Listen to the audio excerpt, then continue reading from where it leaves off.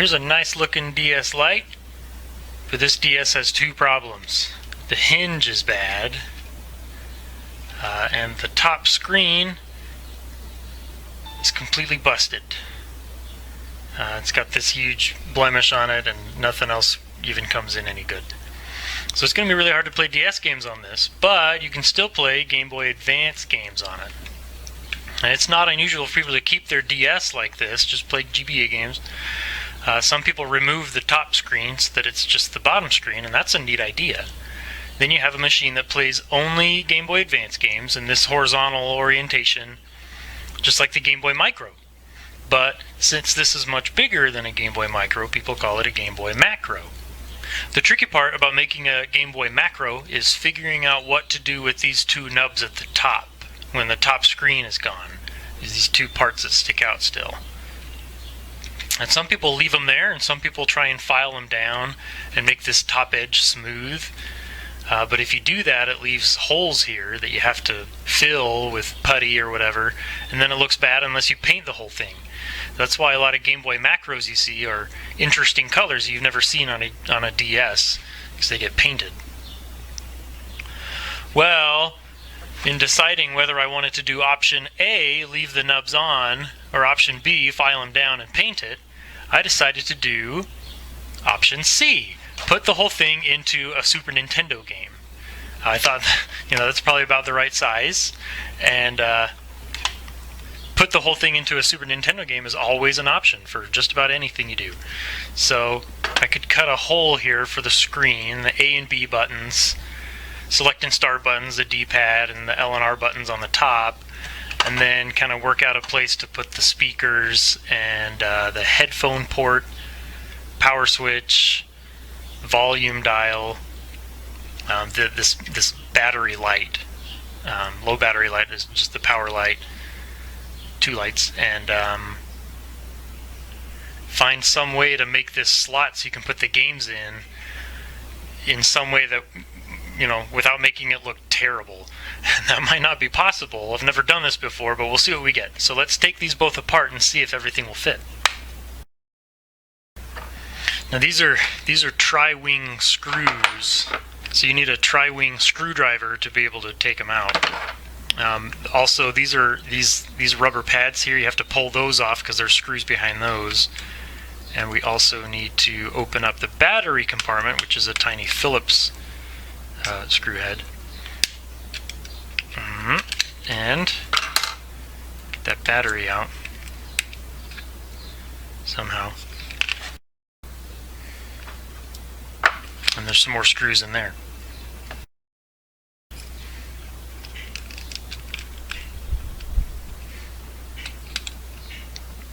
I'm not worrying too hard about preserving those pads because I'm not using this case anymore. I just want the guts. But if you are just making a Game Boy Micro, or sorry, a Macro, then you'll want to make sure you don't damage those pads when you bring them off. Okay, and then we'll unscrew the board here. Right here is the Wi-Fi module, and you just have to kind of wiggle that out. You can detach it if you like, but you'll have to reattach it when it's all done. Apparently the system won't boot without it. And then behind it, right here, there's a tiny ribbon cable going up into that. So you want to lift up the tab and pull that ribbon cable out. Okay, just kidding. So you have to detach it. Well, you have to detach it so that you can feed the wire down back through or behind the cart slot.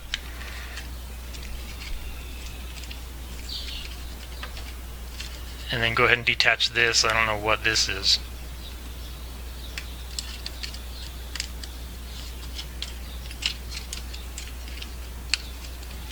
And then back behind here you can see, especially if you do it yourself, you can see there's still a ribbon cable there attached. So unhook that, and then one more right here. Fingernail. Okay, and then we're free. Now this is just a a cheap $1 game that I got at a retro game store, and it's in pretty good condition. I picked one that looked good. I would like to be able to hold the game head on like this when I play it when it's done, but this board sort of dictates where the buttons go. And I don't know how much I like having the buttons have to fight against this hard ridge, so I might just have to mount it backwards like this. And I'll probably replace the label with something else. So I'll probably have it like that, with the screen right there, buttons, D-pad, like that. So I need a screwdriver to take these weird security screws out. And there might be one behind that label as well. So in order to, it's a weird sort of a hex. So I'm going to need to make one, and I'm going to take this old spare no-name flathead screwdriver, and I'm going to Dremel out the middle part so that there's sort of two spikes left sticking out on it, and those can hopefully hug some of the divots on that screw and be able to get it out. So it looks like that. A hex bit won't grip it because it sort of tapers off on the edges. You have to have some specific bit for that, so I'm just going to improvise one.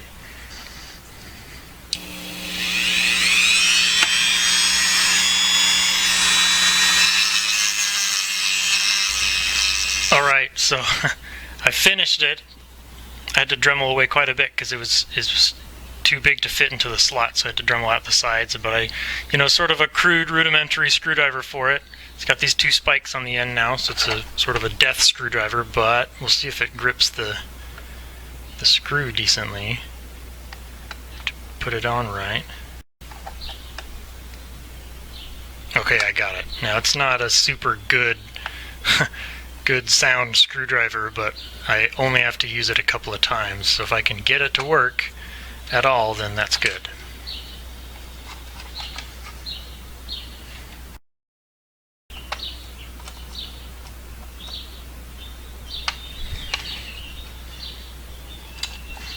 I'll have to cut this down a little bit more. I scraped away some of that plastic, but nothing too bad. And okay, game comes apart. This is the whole game, so that's good.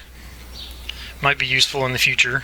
It still works. It's just I'm more interested in the plastic casing than I am in the game.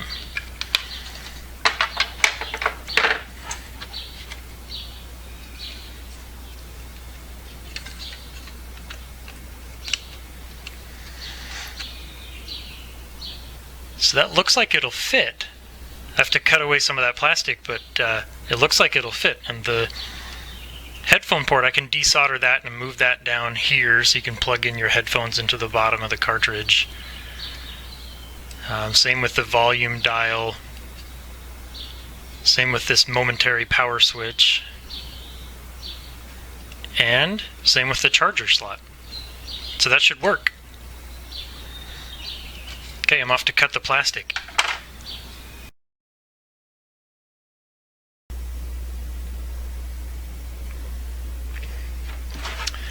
Alright, so this just about fits in there. I could keep cutting it, but I think if I remove the volume switch and the headphone port and the charge port, I think that it'll fit just fine, just like that. So that's really satisfying, actually.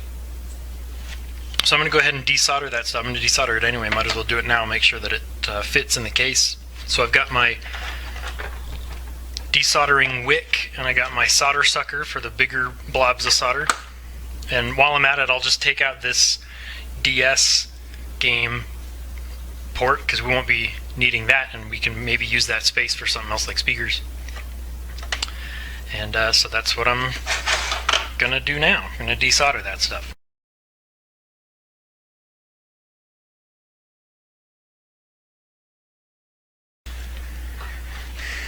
Another option for the DS cart slot is to just Dremel all the contacts off, and I I tried it a little bit and I thought, I'm just going to Dremel it. It'll be faster, save some wick, save some effort. So you can also just Dremel that right off. Obviously, you got to be careful not to damage any of the electronics surrounding it.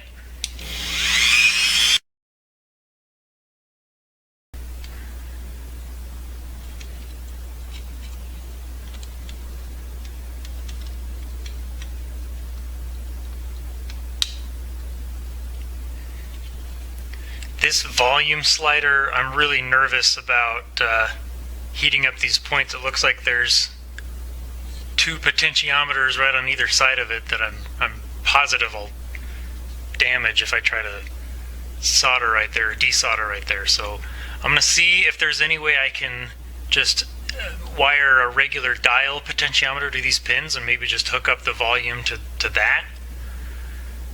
Because if I can avoid desoldering those points so close to other important pieces, then I'd rather avoid it. If I can't avoid it, then I have to try it, but if I can just use a regular potentiometer on that so that I don't have to desolder that right there, then I'm going to go for that. So I'll come back to this. So I desoldered some stuff and it just fits like a glove in there. It looks like it was built for it. So I'm excited about that. I want to drill holes now for the buttons, the D-pad and the ABXY buttons, and for the screen, and I'm terrified of putting them in the wrong spot, and I can't think of a good trick for marking where those should be. I guess I could hold the actual DS up to it and mark it that way. If I had some way of lining it up so to where I know where they're going to be.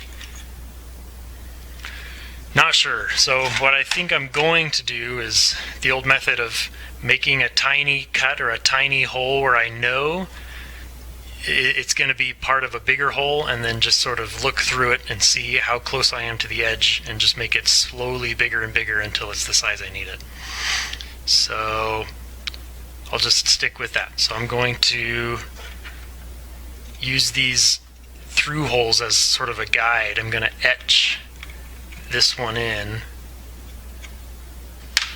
because this hole is right here next to the D-pad buttons, so I can just sort of gauge that, and if I get anywhere in here, because that's just a plus shaped hole, if I get anywhere in there, then I'm good, because I can look through it and see where I'm at and then just keep making it bigger till it's the size I need.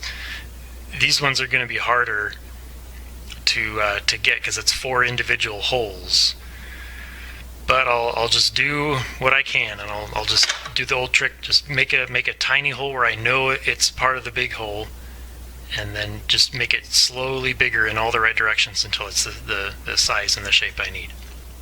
And I'll use a drill so that I get nice good circles on that. For this one, the nice plus shape, that's just going to have to be a nice flat Dremel edge and hope that it looks okay. Once I get those figured out, the start and select buttons are going to be even harder. But again, I'll just sort of do what I can do and try to get it right. And the L and R buttons, once this is all put together, I'll just drill that shouldn't be too bad because I'm not really trying to line up with anything. I can just put a new tack switch on there and wire it up to this one. So I'm not too worried about L and R. But all these face buttons are in very fixed position, so those have to be good. But we'll see how I do.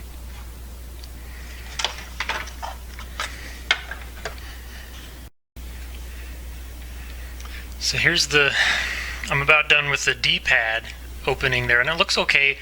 Something I underestimated was how thick the plastic was on the Super Nintendo cartridge, and so the D-pad doesn't stick up real far.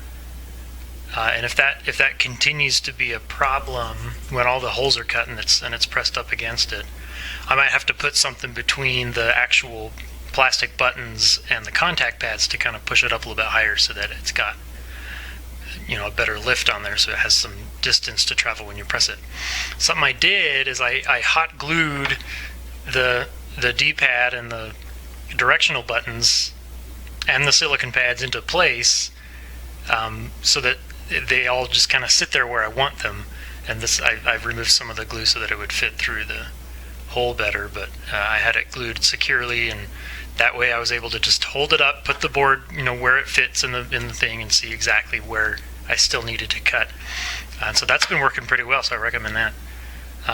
For the buttons, I was thinking about grabbing this laser pointer and hanging it down, dangling it down, shining it on one of the lights, maybe even hot gluing the board to the table, shine it on the light, put the cover on top of it, and then where the light shines, I could, make my first cut there. I don't know if I'll really do that, but I really want those holes to be nice and clean and accurate. So I might give it a shot and see if that works. But yeah, hot glue the buttons to the board. That's actually been really helpful.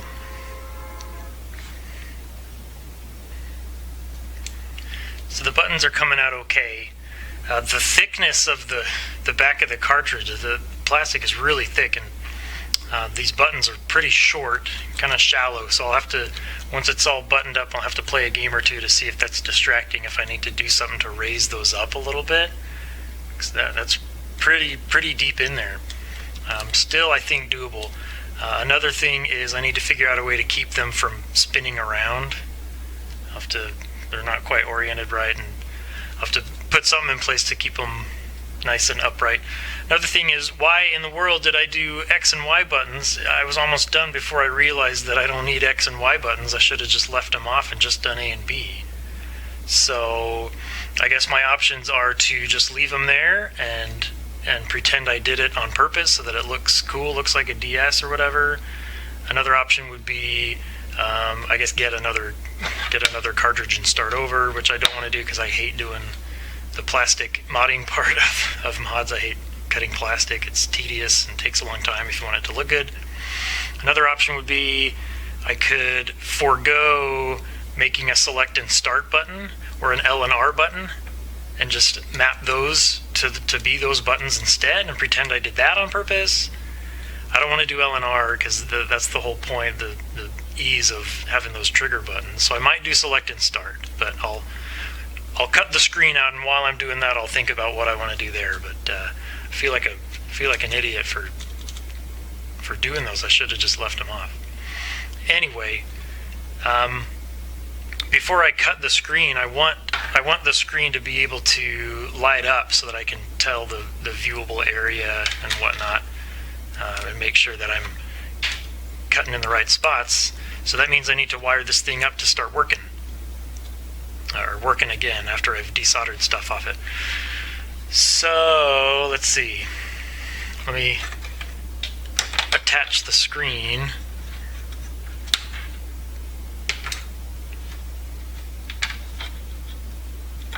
And this, my understanding is that this side cable, the thicker one, is the actual screen ribbon cable, and this smaller one that wraps around the back is for the digitizer, which, there's no need for a digitizer in a Game Boy Macro, but I'll just attach that for now, just to kind of keep, I don't know if that's in there right, just to kind of keep the screen from wiggling around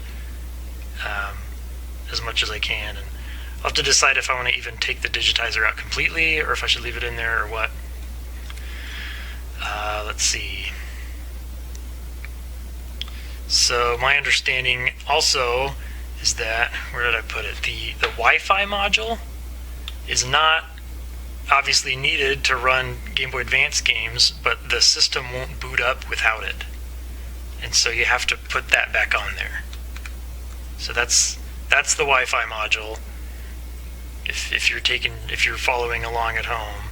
So I'm just going to plug that back in there just in case. And as with any, I'm going to take the screen back out again because I need to do this part.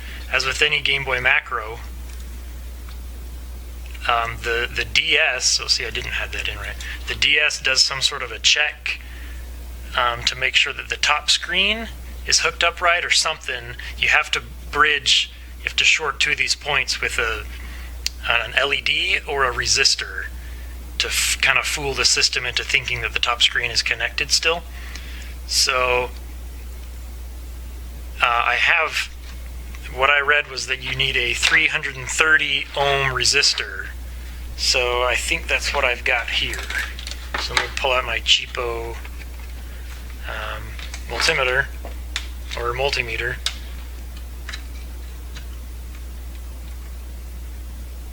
Yep, looks right. So I'll use that. I'll cut that and I'll solder that in. Alright, if you can see the markings on the board, there's 2 points right here to the right of the D-pad contacts, and they're called LED A2 and LED C2. And right here, I've already put some solder on them. So they're right here, if you can tell on mine where they're at. Here's my resistor, all bent and ready to go. I've already added flux to everything, so don't laugh at how old and worn out my soldering tip is.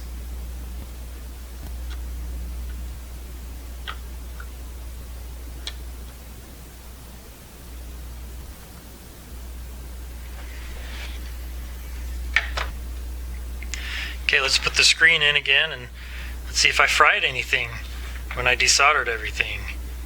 So be sure you push that ribbon cable all the way in. I've run into problems before if it's not in all the way. And then snap the little black piece in place. And I'll just hold the battery in place where it goes, right there. And I can kind of squeeze that, hold it in place. Now the power switch, all it does is just makes momentary contact between these 2 points and it powers it on. So I should just be able to take something metal and just bridge those 2 points. It comes on. Ooh, great. So that's working. So I can use that to sort of guide my cutting. It won't make a huge difference. It looks like the screen goes all the way to the edges anyway, but good to see that it's working.